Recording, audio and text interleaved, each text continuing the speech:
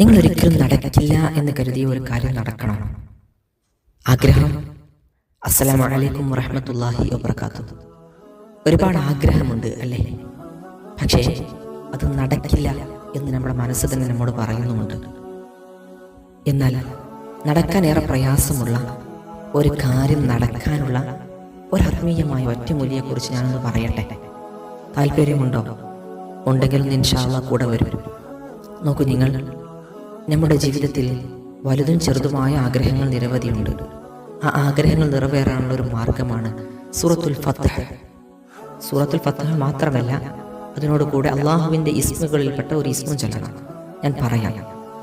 സൂറത്തുൽ ഫത്ഹ് നമുക്കൊക്കെ അറിയില്ലേ നിങ്ങൾക്ക്? നമുക്ക് വലിയ ആഗ്രഹങ്ങളുണ്ട്, അത് പെട്ടെന്ന് നടക്കണം എങ്കിൽ ഒരു 21 ദിവസം, വളരെ കുറഞ്ഞ ദിവസമേ ഉള്ളൂ.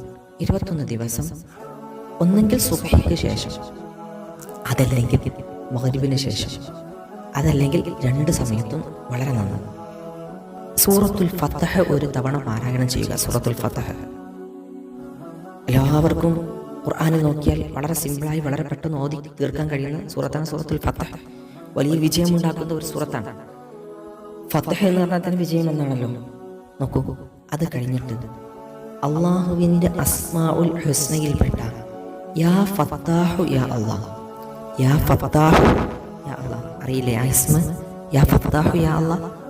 ആ ഇസ്മ 489 തവണ നിങ്ങൾ ചൊല്ലുക. വളരെ കുറഞ്ഞ മിനിറ്റ് മതി കേട്ടോ. 489 എന്നൊക്കെ കേൾക്കുമ്പോൾ വലിയ സംഖ്യയാണെന്ന് ധരിക്കേണ്ട. ചൊല്ലി നോക്കൂ, വളരെ കുറഞ്ഞ മിനിറ്റുകളെ കൊണ്ട് തീരും. അപ്പോൾ ഇത് രണ്ടും ചെയ്യുക. ആദ്യം സൂറത്തുൽ ഫത്ഹ് ഓതുന്നു, അപ്പോൾ തന്നെ 489 തവണ നിങ്ങൾ സൂറത്തുൽ യാ ഫത്താഹു യാ അല്ലാഹ് എന്ന ഇസ്മ ചൊല്ലുന്നു. എന്നിട്ട് 2 കൈകളും അള്ളാഹുവിലേക്ക് ഉയർത്തിയിട്ട് ഒന്ന് ദുആ ചെയ്തു നോക്കൂ. റബ്ബേ, എനിക്ക് ഇങ്ങനെ ഒരു ഹലാലായ ഉദ്ദേശമുണ്ട്. ഹലാലായ ഉദ്ദേശമാകണമല്ലോ, ഉറപ്പാണ്. ഹലാലായ ഉദ്ദേശമുണ്ട്, നീ അത് പൂർത്തിയാക്കി തരണം.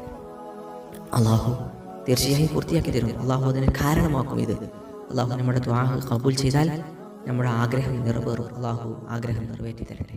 അസ്സലാമു അലൈക്കും.